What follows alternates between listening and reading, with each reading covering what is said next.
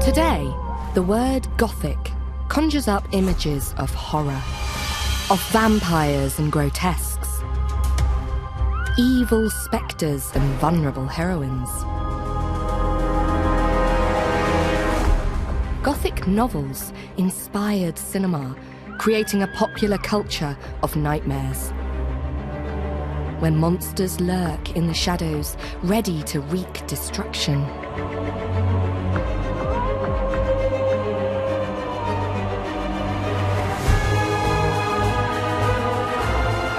But there's an altogether earlier Gothic world, a sacred world of great cathedrals and churches, built in the architectural style we call medieval Gothic.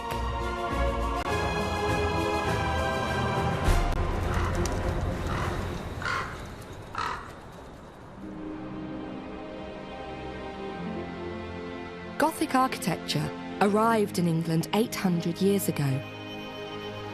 It was a style of building that took risks, ever taller, brilliant engineering in stone, that used pointed arches rather than round ones, intricate tracery and huge stained glass windows,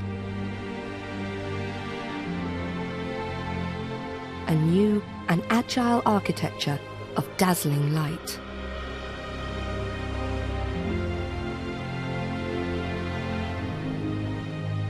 But the Gothic sensibility shaped more than buildings. It was a world picture that shaped man's understanding of God in the heavens above, humanity below, and the day of reckoning never far away.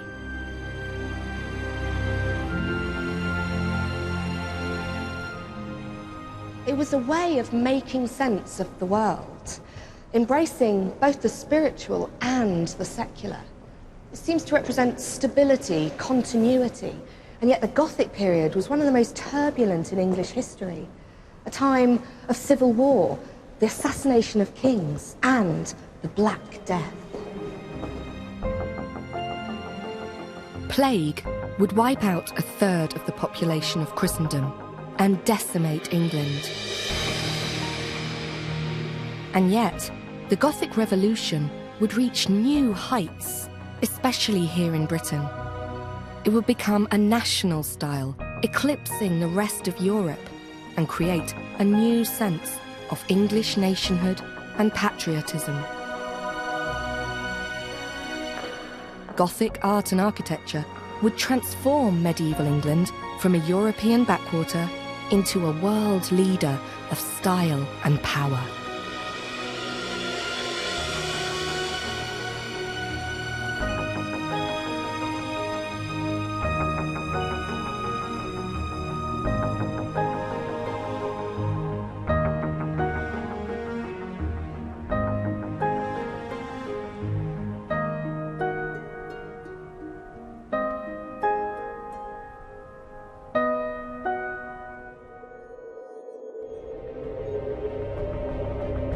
'11th century England was a dangerous and oppressive place.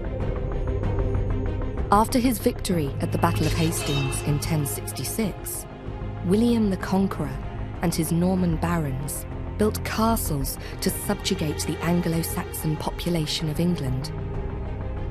Formidable and overbearing, this was an architecture of conquest.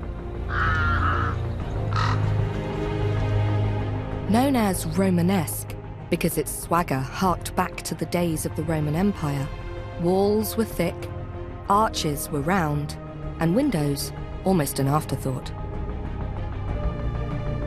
And the churches and the cathedrals they built were just as oppressive. This truly was an architecture you couldn't argue with. When you come inside a Norman cathedral, there are the same Romanesque characteristics. The small windows, the rounded arches and the massive columns made of pre-cut stones or cylinders placed one on top of the other and then filled with rubble. They go up very quickly, and through their sheer bulk, they act as an expression of Norman supremacy. But with the Norman invasion came a wave of new clerics. They would take over the church in England. None was more powerful than Anselm, Archbishop of Canterbury. Born in Lombardy, he rose to power in England, in spite of frequent quarrels with the Norman kings. He was a theologian and philosopher who dared to question religious orthodoxy. The early medieval world had seen mankind trapped in a head-to-head battle between God and the devil. Now Anselm wanted to focus on Christ and his humanity. He even dared address questions of man's free will and how reason could be a meaningful part of faith. When he tries to understand why God took human form as Jesus, Anselm concludes that this was God's ultimate act of love, a gift to humanity, because he let his only son suffer torture and death so that we could be saved. Anselm thinks that this should be the true focus of Christian prayer and meditation.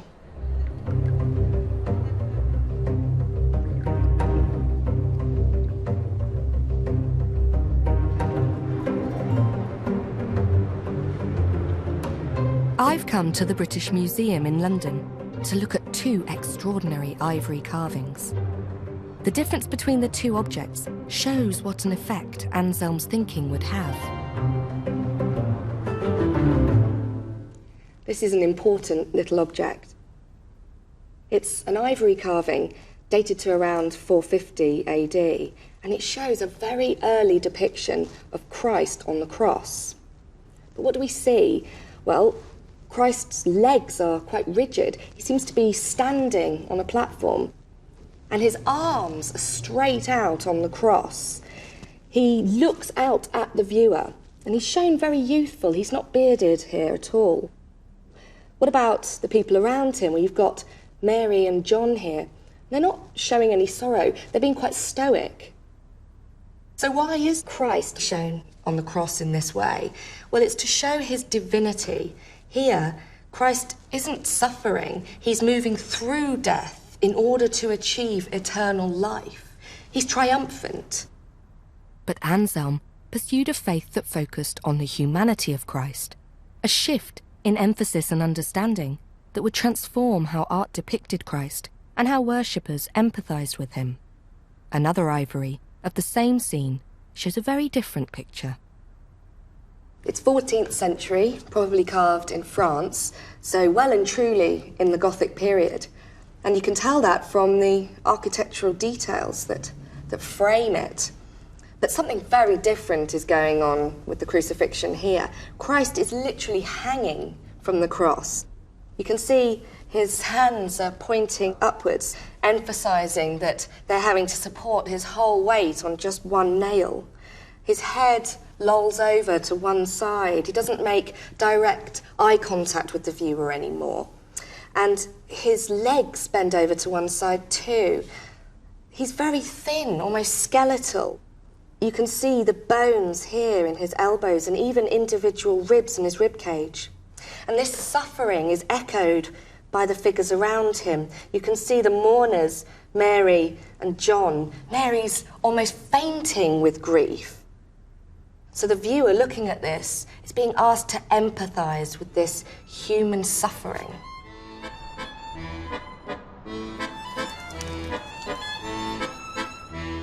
Paris, one of the great sites of medieval pilgrimage. The faithful flocked here to honor an early martyr to the Christian cause, Saint Denis, a 3rd century bishop of Paris, beheaded for his faith. But the old church housing his shrine could not cope with the crowds of pilgrims. It was decided it must be rebuilt, and in a manner befitting France's premier saint. Gothic architecture was born.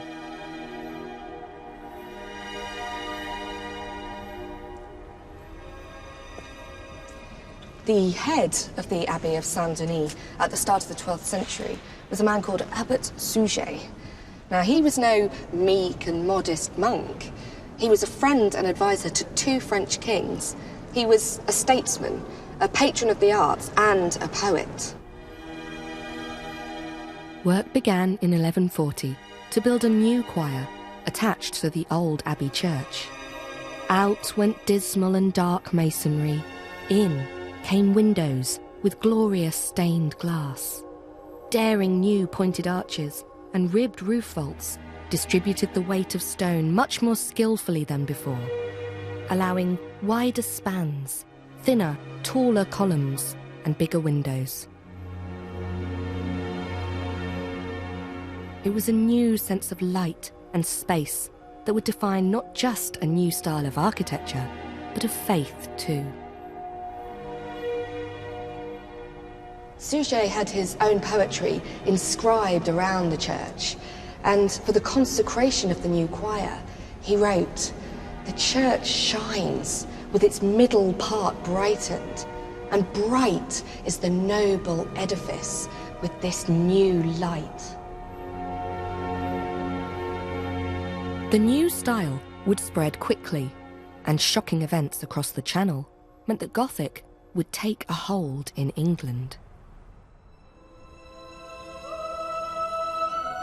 Canterbury Cathedral in Kent. Peaceful today, but 8.5 centuries ago, the scene of the most infamous murder in British history.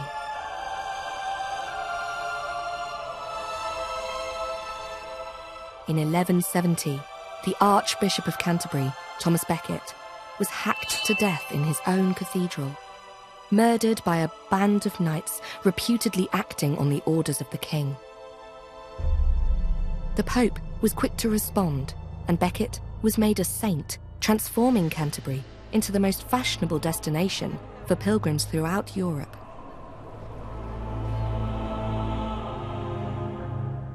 So when fire destroyed the east end of the cathedral in 1174, it was clear something extraordinary had to replace it.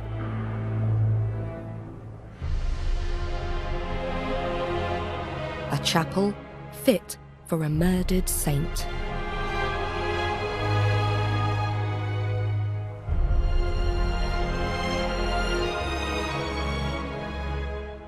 Stained glass windows celebrating the life of Becket and his miraculous powers even after death are just one splendour of the massive rebuilding operation.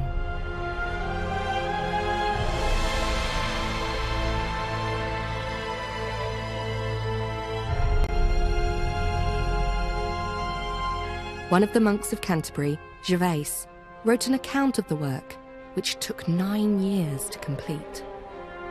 Gervase makes a really interesting comparison between the old Romanesque features and the new Gothic ones. So he talks about the piers there in the choir. He says that their length was increased about 12 feet.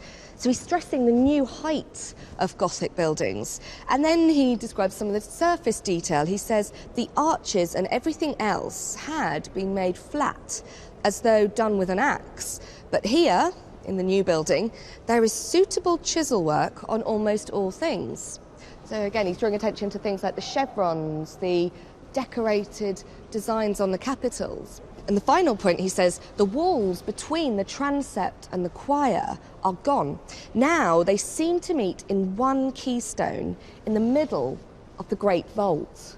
So gone is the array of columns that would obstruct the view of the choir in the old Romanesque church, and instead we have this wonderful open space. He concludes that all this, if one wishes to understand it, will be revealed more clearly by the sight of the church than by these words.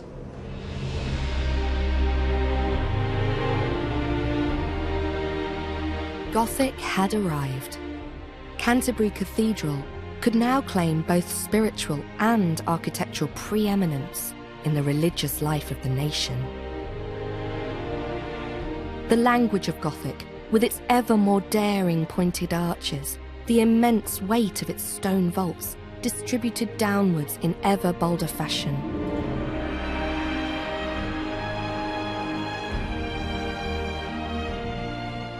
The carvers of this stonework were the great innovators of the medieval age, and here at Canterbury, they transformed the building into a miraculous reliquary for Becket's saintly remains. Next came Wells, with its sculpture-filled west front. The finest collection of medieval sculpture to adorn any building in England. It reminds us of how Gothic had often to rely on the pictorial in a largely illiterate medieval world. This front has been called a history of Christendom, with its figures stretching from Old Testament patriarchs to the missionaries who brought Christianity to England.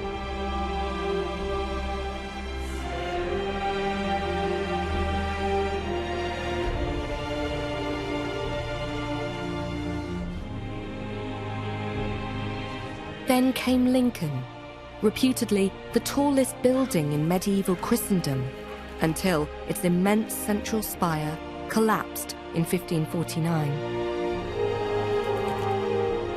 A reminder that Gothic masons were in the business of taking risks. But what a glorious interior! It's been called the most precious piece of architecture in the British Isles. Salisbury, with the highest surviving spire of any English cathedral, and its tall, skinny nave. Many medieval cathedrals took centuries to build, but Salisbury went up in 38 years. And then, of course, Westminster Abbey, a building of breathtaking grandeur. It was entirely rebuilt in the Gothic style, as the place of coronation and burial for English kings. Beginning with a spectacular new choir, which leads to the tomb of the only English king to be canonised, St. Edward the Confessor. Like so many great Gothic cathedrals, Westminster's soaring vaults were made possible by the inventiveness of the Gothic age, its engineering at a newly sophisticated level. On the exterior of the building, you can see so-called flying buttresses, which take the weight from above and skillfully distribute it beyond delicate walls pierced by larger and larger windows. The flying buttress is a signature device of the medieval masons, allowing for more and more intricacy above with less and less substance below. Stone tracery would grow ever more sophisticated as early Gothic gave way to a more elaborately decorated Gothic style. Tracery would dominate not just windows, but cover every available space. 3-leaf trefoils, 4-leafed quatrefoils, foliate carving everywhere, climaxing in extraordinary rose windows, another flourish in the high Gothic repertoire.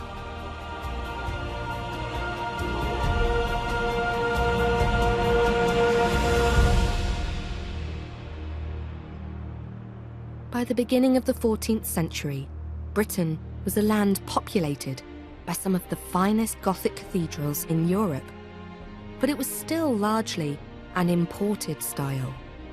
Now the scene was set for England to reinvent Gothic in a way that would leave the rest of Europe behind.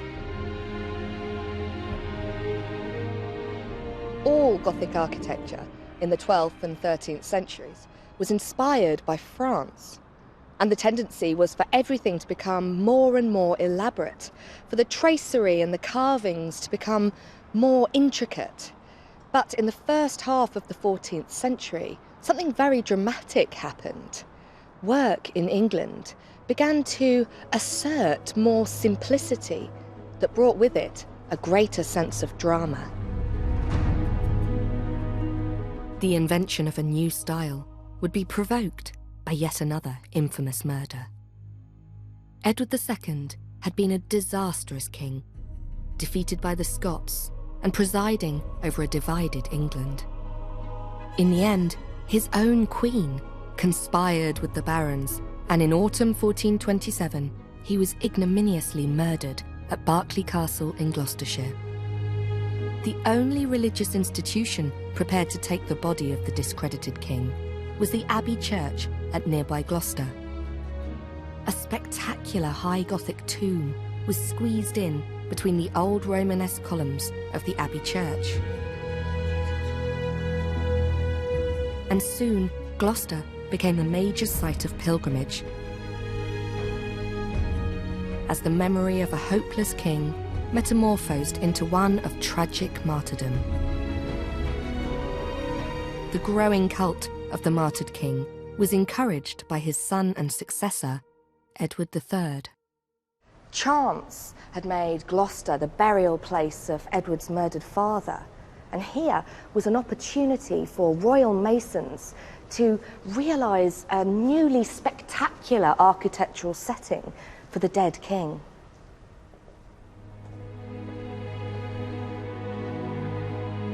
Edward III, who would reign for just over 50 years, was very different to his father. He had a bold vision for the kingdom. He would invent a new language of chivalry, cultivating the memory of King Arthur and the Knights of the Round Table. And invent England's first noble order of chivalry, the Order of the Garter. He even chose a new patron saint for the English, St. George. This was a king determined on an England that was a great power in Europe, a king who embraced a new nationalism and didn't want a second-hand architecture from France, but a new style, a national style. Gone is the fussiness and the overemphasis on decoration. This is Gothic, pared down to its bare essentials, with a new confidence and daring in the engineering. So involved was the king with this project that he sent his own royal masons from London, over 100 miles away, for this architectural experiment.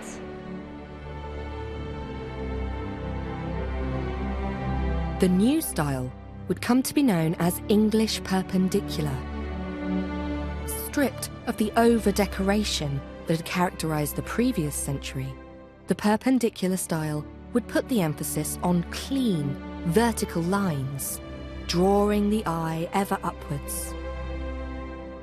Walls were reduced to almost a grid pattern.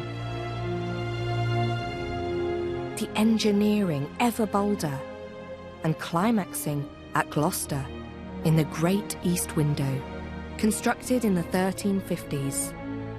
72 feet high and 38 feet wide, it was the largest stained glass window of the age.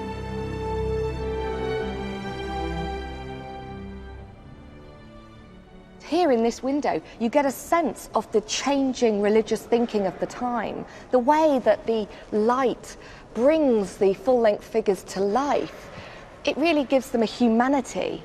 And the way that Christ is depicted there, looking down at the worshippers below, it's encouraging them to lift their eyes and their minds and their hearts up to him. Like the West Front at Wells, the Great East Window at Gloucester can be read as a picture of medieval life and thought. Angels at the top, Mary and Christ in the centre, with the apostles to the side, other saints, kings, nobility, and bishops below. But here, the new architecture marries with a new theology to emphasise the humanity of Christ. Mary and Christ may be centrally placed, but they don't dominate the window. To the left of Mary, St. Peter holds a church signalling this is the Abbey Church dedicated to St. Peter. St. Cecilia, patron saint of music, faces a heroic St. George, symbol of England's enhanced sense of nationhood.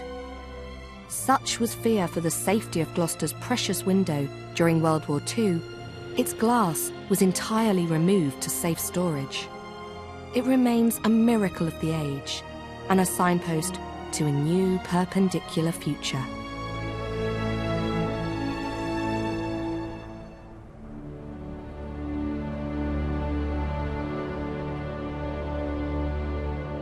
Pascal Micolaisen is head mason at Gloucester Cathedral.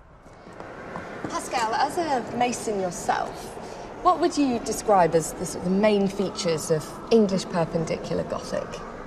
Well, there are many things to say about it, but I think one of the starting point for me would be how different it is from the preceding Gothic style, which was coexisting with the perpendicular. It's a marked departure. It's a stylistic revolution. But if you look at the structure of the Cretis window, you've got a lot more horizontal and vertical division. It's a framework which is new. Right, and having these horizontals and verticals allows for more glass, more space to let in light. Yeah, more surface. Right. Yeah, because you've got a structure which is much more stable. And if you have a design which has so many vertical lines, you can, with a fairly modest height, suggest, by optical effect, a great height. And you can see it. It's much less than you have in Bourges or Amiens. Yeah. But you have this lofty feeling, and that's created by the design.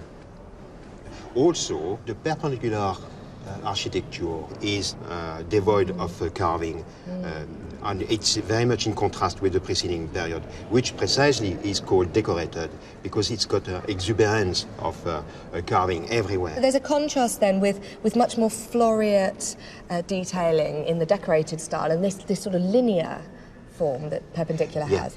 And why do you think it is that it develops this way? Why do the English develop this unique form of architecture? For me, as a foreigner, I think what is very important, it is a manifestation in architecture of the birth of a nation. Because what you see in architecture, you can see it or read it in Chaucer's books. And it's Englishness being created. And that's reflected, of course, in the fact that, the courtly language of French is being replaced by the English vernacular. So this is an architectural version of that, French decorated, replaced by English perpendicular. To depart from the decorated is really to cut the ties. Right. And because the decorated has still many ties with the preceding architecture and the French influence. But now it's let's get rid of that. It's cut once for all. And it's transformed into a very distinct and different looking space, isn't it? Yes. This is revolutionary architecture. Yes, indeed. English Revolution.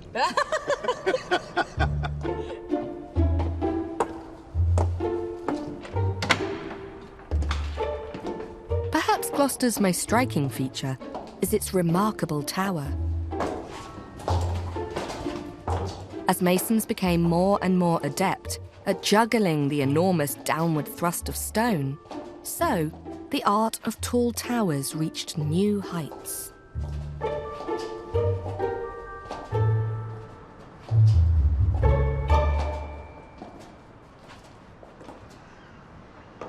That was such a climb. But what a view. Wow. The perpendicular tower here at Gloucester rises 225 feet into the air. And its crowning glory is up here. These beautiful pinnacles, they're open with these finely carved mullions. I think they're beautiful. In fact, I think that this tower is one of the most magnificent of all the Gothic cathedrals in England.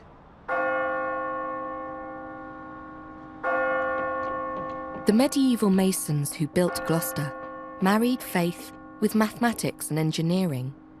They were men of religion and reason. To get inside their minds is one of the most tantalising puzzles of the Gothic age.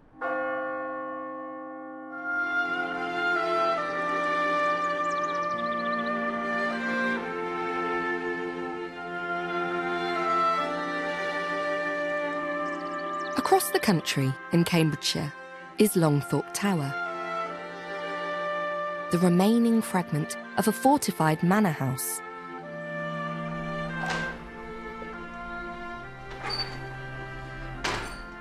And the site of some unique paintings.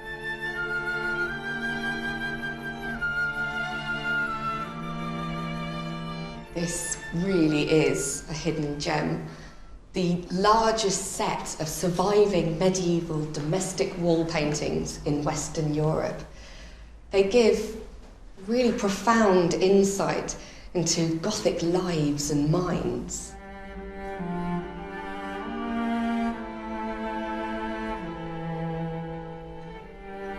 These paintings constitute an entire gallery of medieval preoccupations, build up a picture of the complex Gothic mind. The Thorpe family that were responsible for these paintings have used these walls as canvases to express the things that were important to them, the things that concerned them. So over here you have the king balanced out with religious imagery like the Nativity and the saints. And on this side, a really unusual image of the Wheel of Five Senses. You've got Reason in the centre, dressed as a king, and each of the senses is represented as a different beast. So the monkey represents taste, the vulture smell, the spider's web touch, the boar hearing, and the cock round here sight.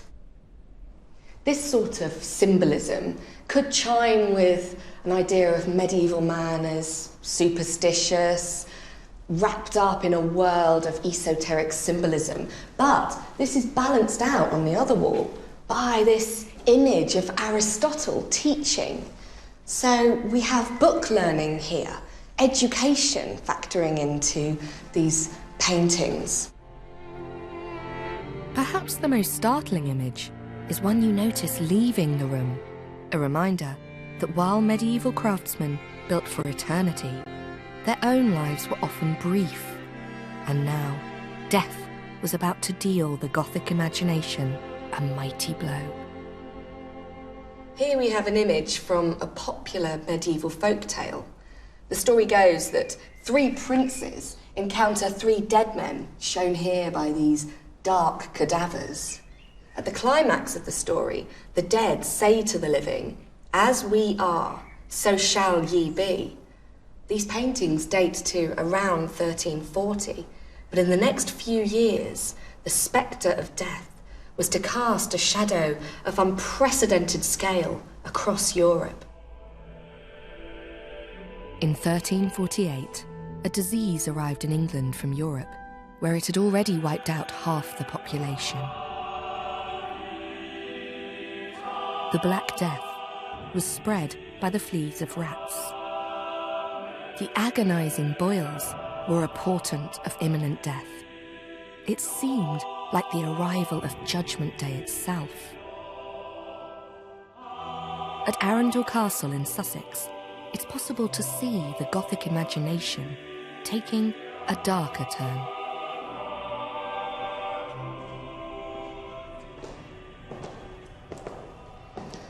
This is the Fitzalan Chapel in Arundel, and it provides a focused view of attitudes towards life and death at the height of the Gothic period. Here's the tomb of John Fitzalan. He was a Knight of the Garter, and he fought for Henry VI in the 100 Years' War with France. His tomb monument is traditional in the way that a medieval knight would be commemorated after death. He's shown with all his symbols of social standing, his sword, his armour, his heraldry. But attitudes towards death in particular were changing. With the Black Death, there was an increasing sense that social status and wealth in this life were fleeting. How do you show that sort of intellectual change visually? Well, take a look down here. This is a transitomb, so it acts as a reminder of human mortality. Here we have the John Fitzalan again, but he's cadaverous. He's emerging from his burial shroud, naked and decaying. In some Transy tombs, you'd even have rats nibbling at the body, or worms appearing to writhe underneath the surface of the skin. These gory images, part of the legacy, I think, of the macabre ideas underlying Gothic. There's no rats or worms here, but you can tell that he's supposed to be decaying because of the sunken cheeks, the hollowed out eye sockets, the fact you can count every rib, and the way he covers his withered modesty. But why does this monument look like this? Surely this decaying, ugly corpse literally undermines the gravitas of John Fitzalan. Well, it wouldn't have seemed strange at the time. What this tomb reflects is a gradual change in the minds of medieval men and women, accelerated by the effects of the plague. The decimated nobility was reminded that they were as vulnerable as ordinary folk. The reduced peasantry grew all the more powerful because they were more sought after for their labour. Now, the Gothic world was beginning to look almost modern. Its religious framework was also less certain. Without spiritual leaders for guidance, people had to see to their souls themselves. You can see this most clearly in the writings of the English mystics, men like Richard Roller, and women like Julian of Norwich and Marjorie Kemp. They worked outside of the established church.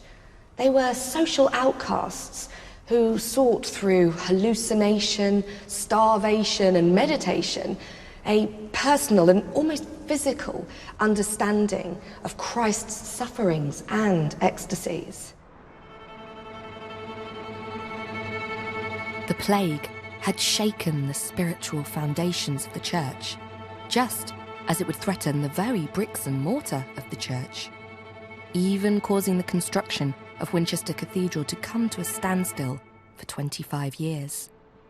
But the Spartan nature of Perpendicular made it a robust architecture, even in a time of crisis. After the plague, with fewer masons around, architecture would grow sparser still, but to ever greater visual effect.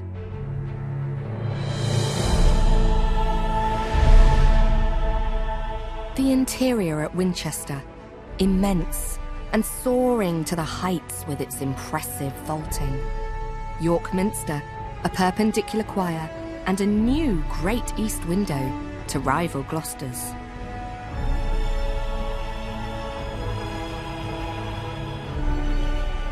St Mary Redcliffe in Bristol, the most complete Perpendicular interior in England.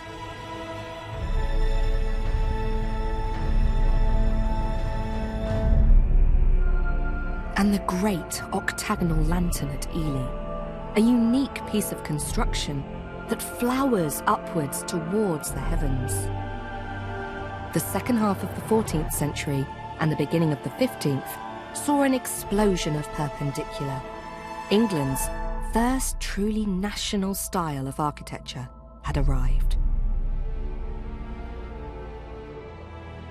Canterbury too was remodelled, and today the great Perpendicular south window is undergoing restoration. Eroded stonework is being replaced with newly carved tracery.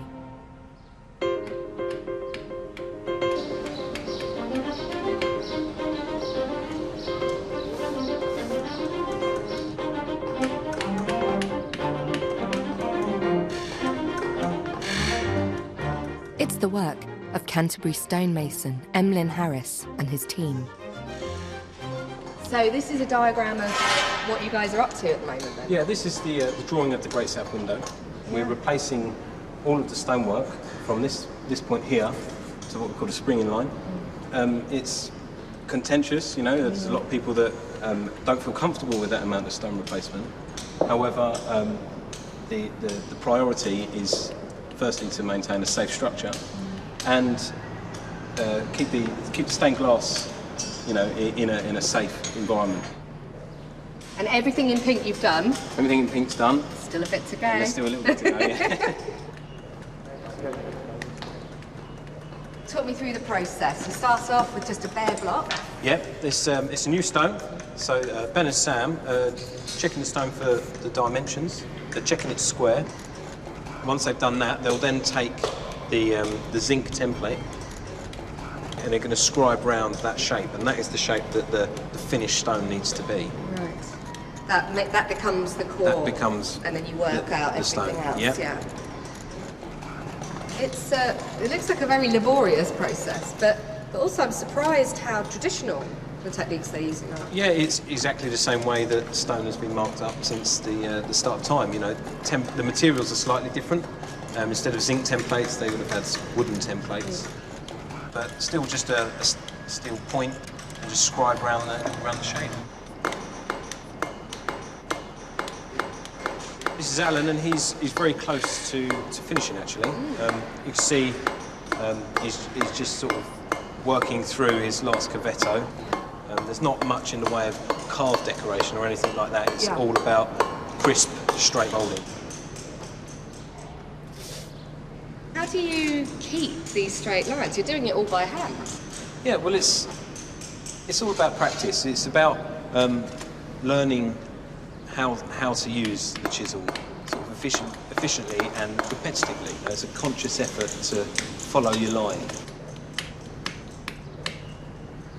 And you can see from the sides that there's different curves going on here, aren't there? That's right. The shape of the moulding can be achieved quite simply with just a change of chisel. We get all sorts of different tools. You know, that's just a simple bull nose, and that can be used for working your hollows. And you've really got to think about these things in 3D, haven't you? You've got this template at the end, but it's this idea of it carrying all the way exactly. through. One of the struggles with masonry that people can't really get their head around is you draw in 2 dimensions, but yet you apply all your templates in 3 dimensions. So this looks like a much more complex piece. This is one of the transom heads, which is one of the horizontal sort of tie pieces, if you like. Supporting the windows above. Yep. It takes down below. Takes a lot of the load. So how long will it take you to work something? I mean, this looks so complicated. It must take ages. The mason wants to be able to achieve something like that in round about 25 days. Yeah, such highly skilled work. And there's something amazing about this, isn't it? That this is going to go back in to the medieval building. You're using the same techniques, and it's going to become part of that story again.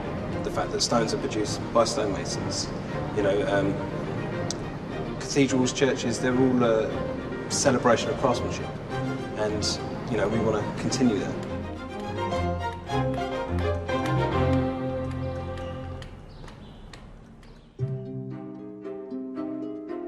The long reign of Edward III came to an end in 1377, but his successor Richard was even more steeped in a Gothic sensibility. A new artistic exuberance would shape national life.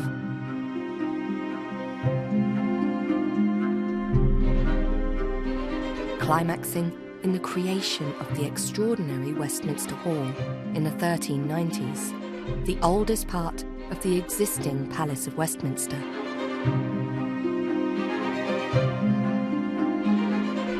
Its roof, with angels carrying the royal coat of arms, enclosed the largest single span in Europe at the time.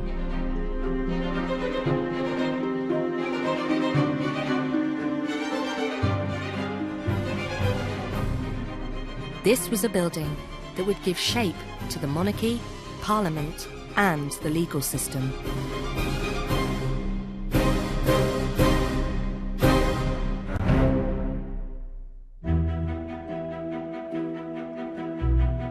Richard also put Gothic art to good use in a manual for royal coronations, known as the Liber Regalis, and referred to today as the Royal Book.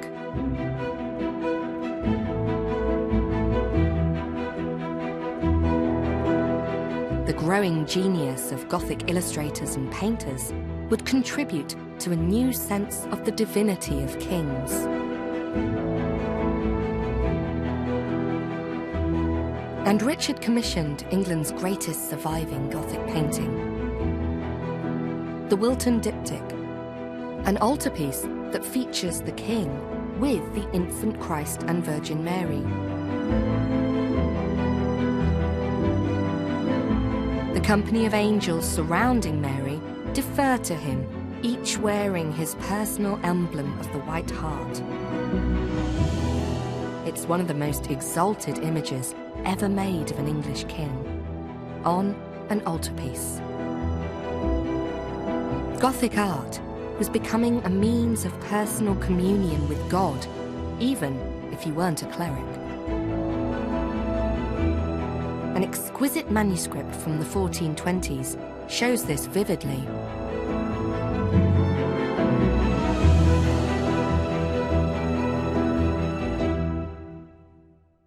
I'm at the British Library with a facsimile copy of the incredible Bedford Book of Hours, and it records an important event, the marriage of Henry V's brother, John, Duke of Bedford, to Anne of Burgundy. A Book of Hours was designed to be used and read by the noble patrons. It allowed them to emulate the cycle of prayers that monks followed, but unlike a community of monks, the readers of this volume could use it for private devotion. When you look at this image of Anne, we can see this emphasis on personal piety. She is in direct communion with the Virgin and Child. It's also interesting that at this time of a newly confident English court, the setting of heaven is surrounded by Gothic architecture. And when we come to the portrait of John, you can see that he is also in a private, personal communication, in this case with the patron saint of England, St. George. This object fascinates me because it brings together military commemoration, dynastic legacy, and personal piety. These sacred and secular ideas are all expressed in one object. It really shows the heights that Gothic art had reached. The late genius of Perpendicular meant that even small spaces achieved a feeling of elevation and light. And while architecture became ever more sophisticated, so the depiction of the human being became more rooted in reality. This is the Beauchamp Chapel in Warwick. And from the second you cross the threshold, you get the sense that this is an intact Gothic space. There's all of the elements represented here. You've got architecture, sculpture, metalwork, stained glass, painting. They're all working together in harmony to commemorate one man, Sir Richard Beauchamp.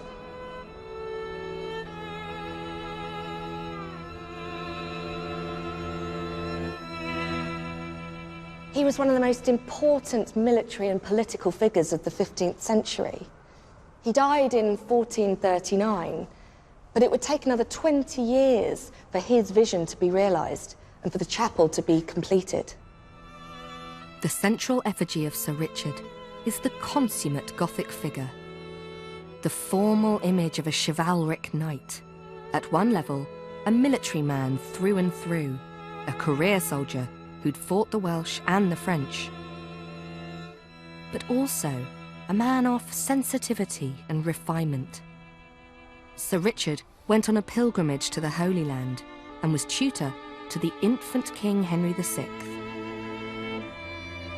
The effigy is life-sized. It's made of gilt metal, and that's a medium usually reserved just for royalty. The whole chapel cost an absolute fortune to make, £2,481. And this monument alone cost 720. I'll put that into perspective. Richard's family paid 4 monks to pray for his soul every day for a year, and they only got £40. But the monument's not just lavish and beautiful, it's also important artistically. The lifelikeness of the hands and the face anticipate developments that we see later in the Renaissance. If you look at the vein on the temple, it almost pulses with lifeblood.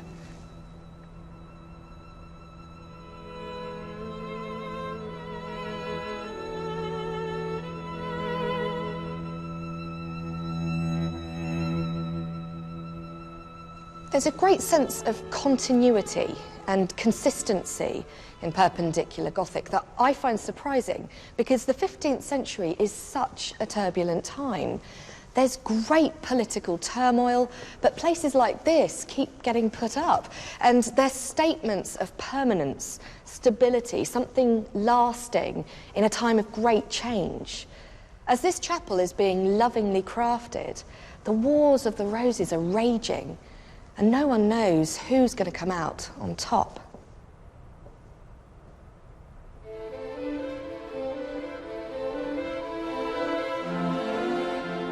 Of course, the victor was the clever and scheming Henry Tudor.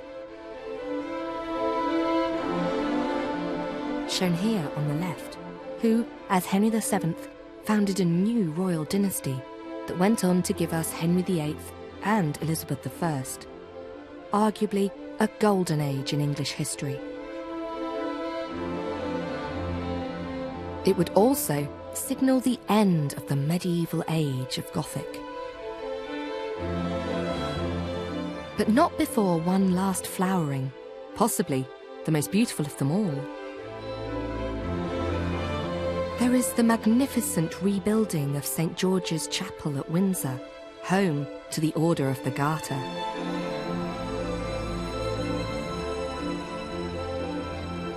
Then, the astounding Perpendicular of King's College Chapel in Cambridge, the largest fan-vaulted ceiling in the world, likened to the art of lace-making. And of course, the Henry VII Chapel at Westminster Abbey, built in the first half of the 16th century.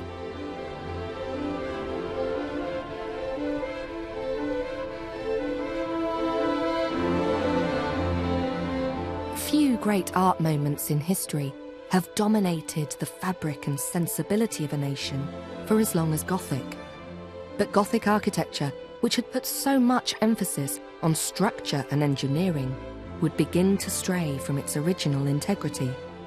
For all its gravity-defying brilliance, the ceiling in the Henry VII Chapel departs from the previous genius of medieval masons. The fan-vaulted ceiling here is a masterpiece, but it is a flawed one. Traditionally, the fan would spring out of the top of the pier at the side of the wall, but here there are pendants set 2 meters in from the wall, and the fan appears to be springing out of those. Now that's impossible, they're not supported by anything.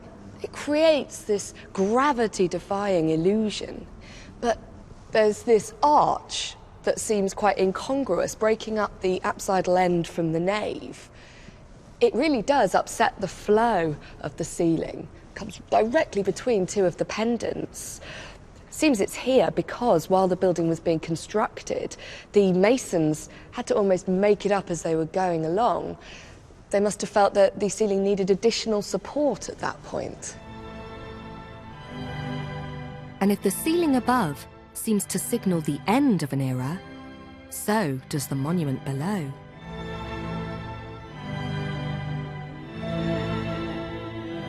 The impressive tomb of Henry VII and his queen, Elizabeth of York, is a significant departure from the Gothic.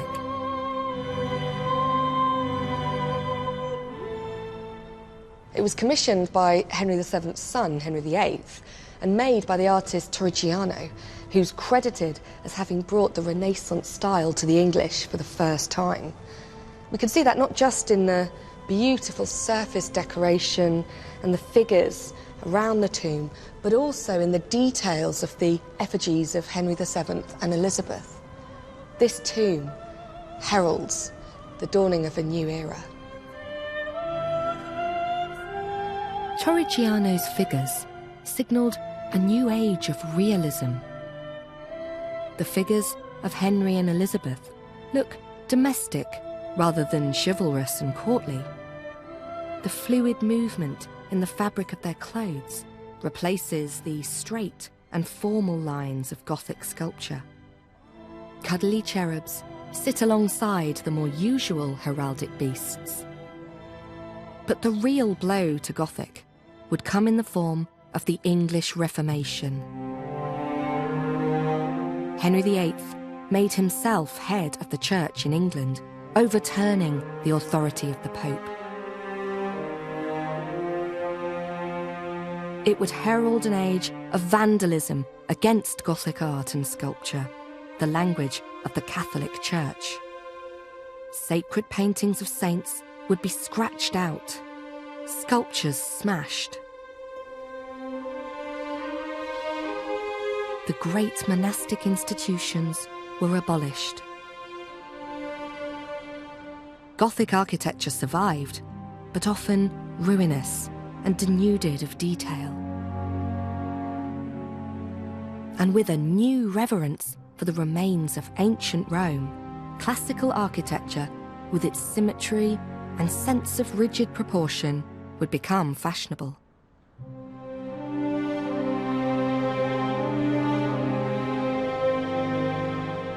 At the Palace of Hampton Court, Gothic fabric and classical detail even competed for the upper hand.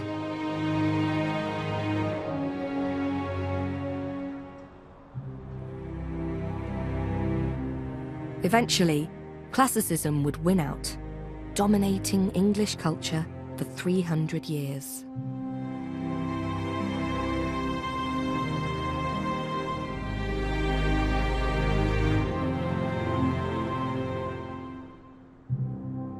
The Gothic Age, above all the genius of Perpendicular, England's first national style, seemed to be over.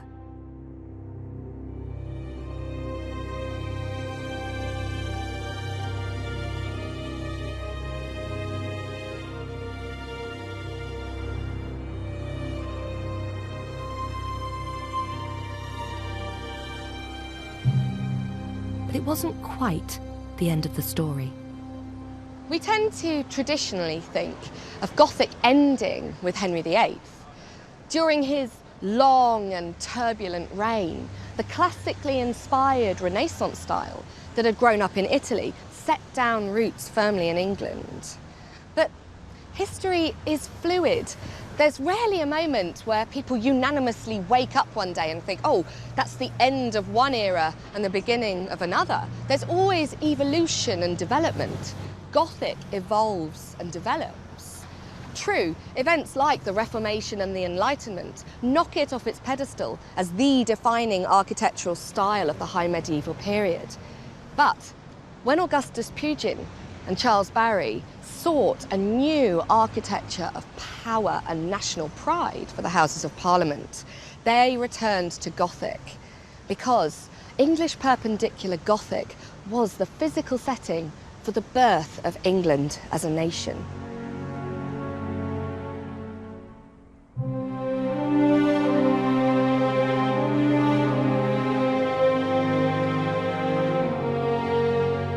Spooky Halloween drama continues here on BBC4 this evening. More from our Gothic season with the second instalment of The Life and Loves of a She-Devil coming up in just a moment.